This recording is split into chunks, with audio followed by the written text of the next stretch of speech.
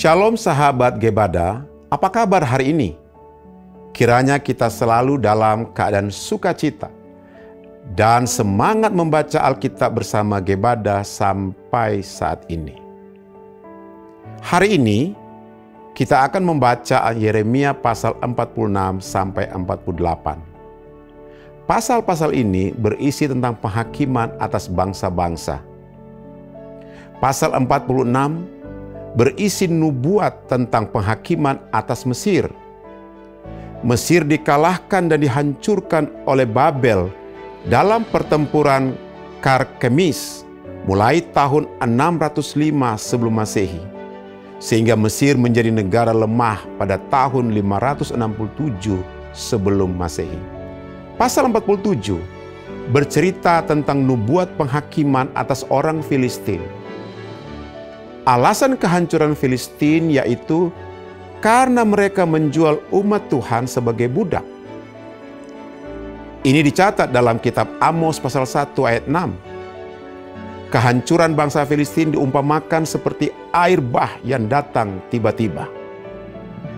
Kemudian di pasal 48 berisi tentang nubuat jatuhnya Moab. Alasan Moab dihakimi adalah karena mereka sombong, lebih mengandalkan kekayaan daripada mengandalkan Tuhan. Penghakiman bangsa-bangsa berfungsi sebagai pengajaran bagi Israel. Penghakiman ini mengarah pada pemulihan Yehuda. Tujuan Tuhan adalah keselamatan dan pemulihan bagi umat pilihannya. Sekarang, dengan hati yang tertuju pada pemulihan Tuhan, marilah kita membaca Yeremia pasal 46 sampai 48 bersama-sama.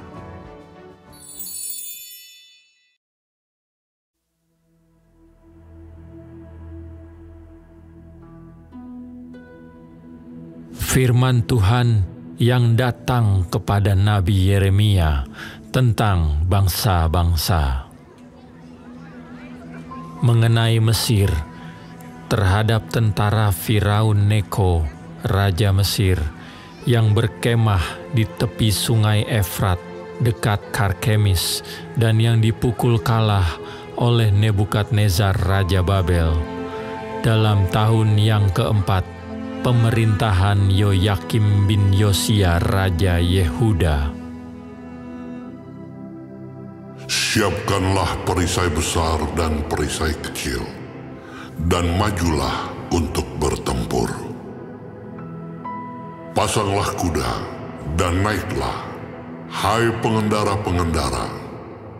Ambillah tempatmu dengan memakai ketopong. Tajamkanlah tombakmu, pakailah baju zirahmu. Mengapa kulihat mereka terkejut, mundur ke belakang? Pahlawan-pahlawan mereka terpukul kalah, lari kocar-kacir tanpa menoleh. Kedahsyatan dari segala jurusan, demikianlah firman Tuhan. Orang yang tangkas tidak dapat melarikan diri, pahlawan tidak dapat meluputkan diri. Di utara, di tepi sungai Efratlah mereka tersandung dan rebah. Siapakah ini yang meluas seperti sungai Nil, dan yang airnya bergelora seperti sungai-sungai? Itulah Mesir yang meluas seperti sungai Nil, dan yang airnya bergelora seperti sungai-sungai. Ia berkata, "Aku mau meluas menutupi bumi, membinasakan kota dan penduduknya." Majulah hai kuda-kuda, melajulah hai kereta-kereta. Majulah berperang hai pahlawan-pahlawan, hai kamu orang Ethiopia dan orang Put yang memegang perisai, dan orang Lydia yang membentur busur. Hari itu ialah hari Tuhan Allah semesta alam. hari pembalasan untuk melakukan pembalasan kepada para lawannya. Pedang akan makan sampai kenyang dan akan puas minum darah mereka. Sebab Tuhan Allah semesta alam mengadakan korban penyembelihan di tanah utara, dekat sungai Efrat. Pergilah ke Gilead mengambil balsam, hai anak Dara, putri Mesir. Sia-sia engkau memakai banyak obat, kesembuhan tidak akan kau dapat. Bangsa-bangsa telah mendengar tentang celamu. Bumi telah penuh dengan teriakmu. Sebab pahlawan yang satu tersandung kepada pahlawan yang lain. Keduanya rebah bersama-sama. Firman yang disampaikan Tuhan kepada Nabi Yeremia tentang datangnya Nebukadnezar Raja Babel untuk memukul kalah tanah Mesir. Beritahukanlah di Mesir, dan kabarkanlah di Migdol. Kabarkanlah di Memphis dan di Tahapanes. Katakanlah, ambillah tempat dan bersiaplah, sebab sekitarmu habis dimakan pedang. Mengapa Apis melarikan diri? Tidakkah sanggup sapi jantanmu bertahan? Sungguh, Tuhan telah menundukkan dia. Banyak daripadamu yang tersandung dan rebah. Mereka berkata seorang kepada yang lain, marilah kita pulang kepada bangsa kita, ke negeri kelahiran kita, untuk mengelakkan pedang yang merajalela ini. Sebutlah nama Firaun, Raja Mesir, tukang ribut yang membiarkan kesempatan berlalu. Demi aku yang hidup, demikianlah firman Raja yang namanya Tuhan semesta alam.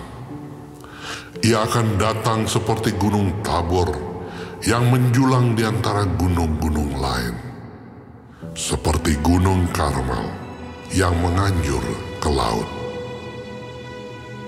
Siapkanlah bagimu barang-barang untuk perjalananmu ke pembuangan, hai putri Mesir yang sudah lama menetap. Sebab Memphis akan menjadi sunyi sepi, dijadikan reruntuhan yang tidak berpenduduk lagi. Mesir adalah lembu muda yang elok, tetapi seekor pikat dari utara mendatangi dia. Juga prajurit-prajurit upahan yang ada padanya adalah seperti anak-anak lembut tambun. Mereka pun berbalik dan melarikan diri bersama-sama. Mereka tidak dapat bertahan, sebab hari bencana mereka menimpa mereka, yakni waktu penghukuman mereka. Suaranya seperti ular yang mendesis apabila mereka berjalan maju dengan bertentara. Mereka mendatangi dia dengan membawa kapak, seperti orang-orang penebang pohon. Mereka menebang hutannya, demikianlah firman Tuhan, sekalipun itu tidak dapat dimasuki. Sebab lebih banyak mereka daripada belalang, tidak terbilang jumlahnya. Putri Mesir menjadi malu, diserahkan ke dalam tangan bangsa dari utara. Tuhan semesta alam, Allah Israel, berfirman, sesungguhnya aku mendatangkan hukuman atas dewa Amon dari Tebe, atas Firaun beserta Mesir, dewa-dewanya dan raja-rajanya, yakni atas Firaun beserta orang-orang yang percaya kepadanya. Aku akan menyerahkan mereka ke dalam tangan orang-orang yang berusaha mencabut nyawa mereka, yakni ke dalam tangan Nebukadnezar, Raja Babel, dan para pegawainya. Tetapi sesudahnya negeri itu akan didiami seperti dalam zaman purbakala. Demikianlah firman Tuhan. Maka engkau janganlah takut, hai hambaku Yakub. Janganlah gentar, hai Israel. Sebab sesungguhnya aku menyelamatkan engkau dari tempat jauh, dan keturunanmu dari negeri pembuangan mereka. Yakub akan kembali dan hidup tenang dan aman, dengan tidak ada yang mengejutkan. Maka engkau janganlah takut, hai hambaku Yakub. Demikianlah firman Tuhan. Sebab aku menyertai engkau. Segala bangsa yang keantaranya engkau kucerai-beraikan akan kuhabiskan. Tetapi engkau ini tidak akan kuhabiskan. Aku akan menghajar engkau menurut hukum. Tetapi aku sama sekali tidak memandang engkau tak bersalah.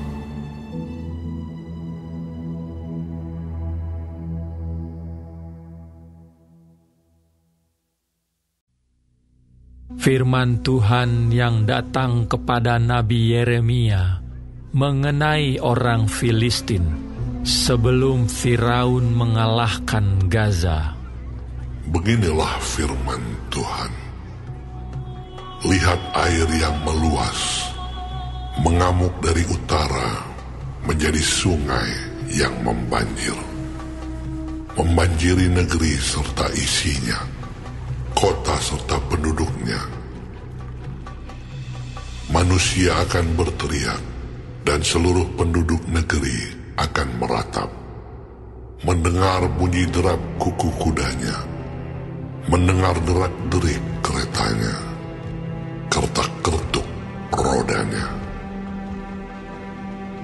Para ayah tidak lagi berpaling menoleh kepada anak-anak, sebab tangan mereka sudah lemas, oleh karena telah tiba harinya untuk membinasakan semua orang Filistin, dan melenyapkan bagi Tirus dan Sidon setiap penolong yang masih tinggal.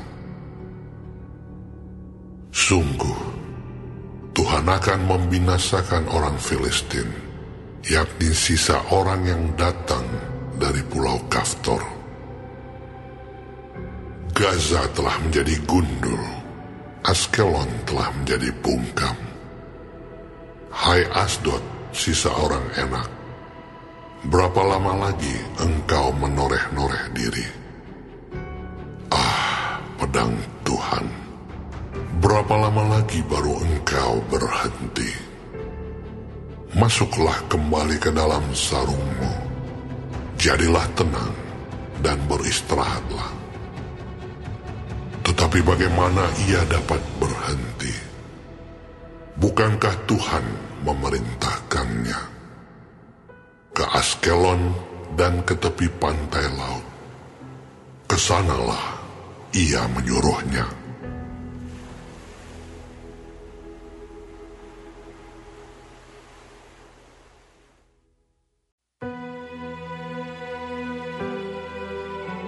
Mengenai Moab, beginilah firman Tuhan semesta alam, Allah Israel. Celakalah Nebo, sebab kota itu sudah dibinasakan.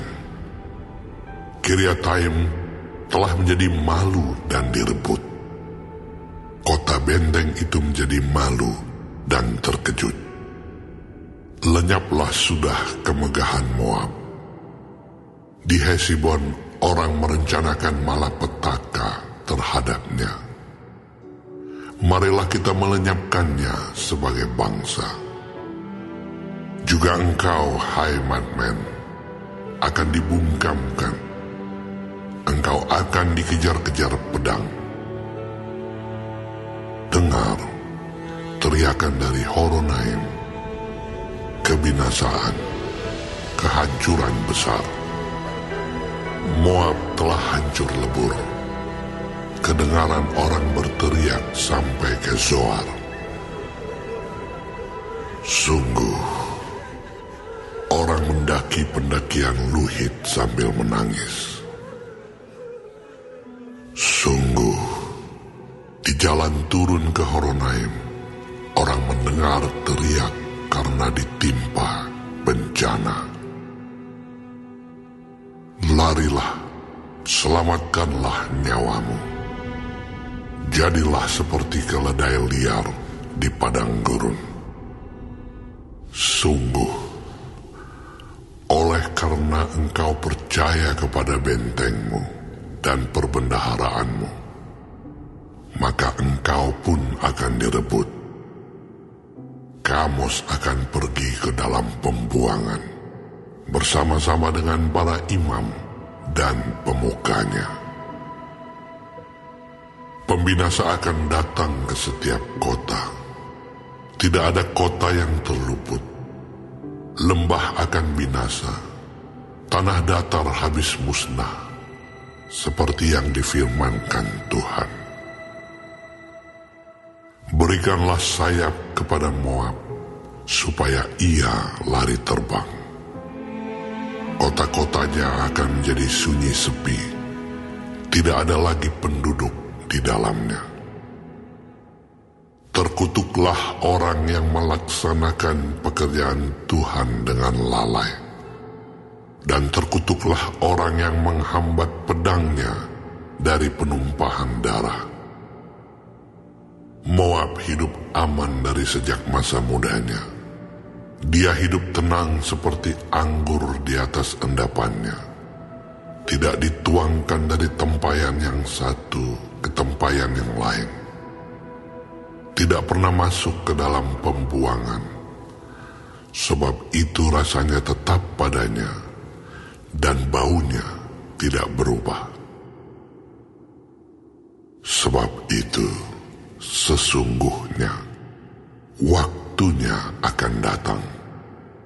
Demikianlah firman Tuhan, bahwa aku akan mengirim kepadanya tukang-tukang yang akan menuangkannya, mencurahkan tempayan-tempayannya, dan memecahkan buyung-buyungnya. Maka Moab akan menjadi malu oleh karena dewa Kamos, sama seperti kaum Israel menjadi malu oleh karena Betel, kepercayaan mereka. Bagaimanakah kamu berani berkata, kami adalah pahlawan-pahlawan, orang-orang gagah perkasa untuk berperang? Pembinasa Moab telah maju menyerang dia. Teruna-terunanya yang pilihan telah turun ke pembantaian. Demikianlah firman Raja yang namanya Tuhan semesta alam. Bencana Moab sudah hampir datang. Malapetakannya sangat segera sampai. Ratapilah dia, hai semua yang ada di sekitarnya, hai semua yang mengenal namanya. Katakanlah, sungguh sudah patah tampuk kekuasaan, tongkat keagungan itu. Turunlah dari kemuliaanmu dan duduklah di atas kotoran, hai putri Dibon yang sudah lama menetap. Sebab pembinasa Moab sudah maju menyerbu engkau, memusnahkan tempat-tempatmu yang berkubu. Berdirilah di tepi jalan, dan tinjaulah hai penduduk Aroer. Tanyakanlah kepada orang yang lari dan yang terluput. Katakanlah, apakah yang telah terjadi? Moab sudah malu karena ia terkejut. Merataplah dan berteriaklah, Beritahukanlah di sungai Arnon, sungguh Moab sudah binasa. Penghukuman telah berlaku atas daerah dataran tinggi, atas kota-kota Holon, Yahas, Mefaat, Dibon, Nebo, Bet-Diblataim, Kiryataim, Bet-Gamul, Bet-Meon, Keriot, Bozra, dan atas segala kota negeri Moab yang jauh dan yang dekat. Telah patah tanduk kekuatan Moab, dan lengan kekuasaannya telah pecah. Demikianlah firman Tuhan. Buatlah dia mabuk, sebab dia membesarkan diri terhadap Tuhan.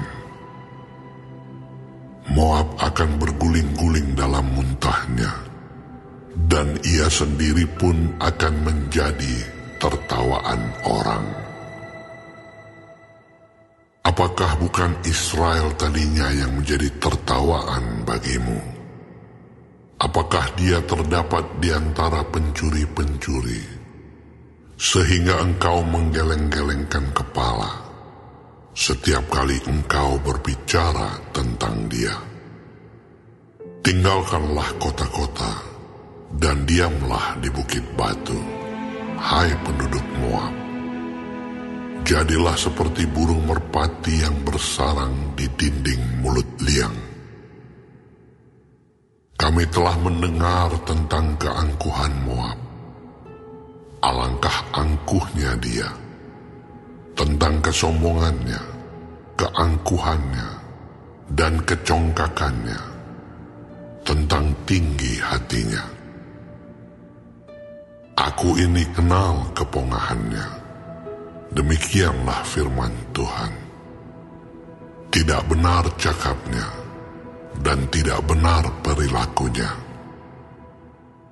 Sebab itu aku akan meratap karena Moab, akan berteriak karena Moab seluruhnya, dan akan mengaduh karena orang-orang Kirheres. Aku akan menangis karena engkau, lebih daripada menangis karena Yaezer, hai pohon anggur Sibma. Ranting-rantingmu merambak sampai ke laut, meluas sampai ke Yaezer. Si pembinasa telah jatuh menimpa hasil musim kemaraumu dan panen buah anggurmu. Sukaria dan sorak-sorak telah lenyap dari kebun buah-buahan dan dari negeri Moab. Aku telah menjauhkan anggur dari tempat pemerasan. Pengirik tidak ada lagi pengiriknya. Pekik kegirangan tidak kedengaran lagi. Hesibon dan Eleale meraung-raung. Orang memperdengarkan suaranya sampai ke Yahas, dari Zoar sampai Horonaim dan Eglat Selisia. Sebab air sungai Nimrin juga menjadi ketandusan. Firman Tuhan, aku akan menghentikan orang di Moab, mempersembahkan korban bakaran di bukit pengorbanan, dan mempersembahkan korban ukupan kepada Allahnya.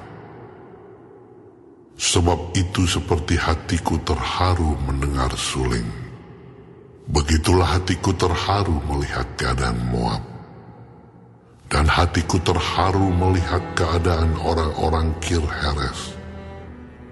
Bukankah sudah hilang segala harta yang mereka tumpuk?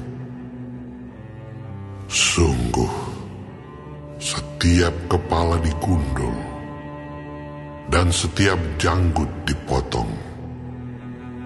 Pada semua tangan ada toreh-torehan, dan kain kabung dikenakan pada semua pinggang.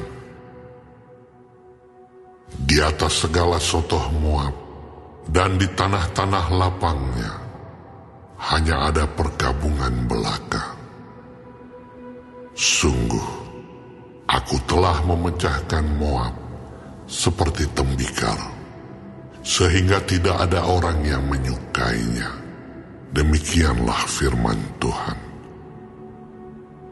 Betapa terkejutnya dia, betapa Moab menyembunyikan mukanya karena malu.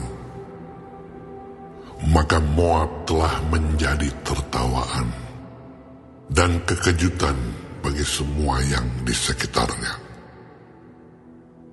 Sebab beginilah firman Tuhan, sesungguhnya ia datang melayang seperti burung Raja Wali dan mengembangkan sayapnya ke atas Moab. Kota-kota direbut, kubu-kubu pertahanan dirampas.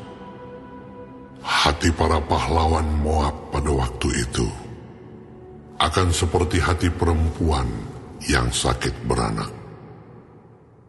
Moab akan musnah sebagai bangsa, sebab ia membesarkan diri terhadap Tuhan. Kejut dan pelubang dan jerat bagimu, hai penduduk Moab, demikianlah firman Tuhan. Yang lari dari kekejutan akan jatuh ke dalam pelubang, dan yang naik dari pelubang akan tertangkap dalam jerat. Sungguh, aku mendatangkan semuanya ini atas Moab di tahun penghukuman atas mereka. Demikianlah firman Tuhan.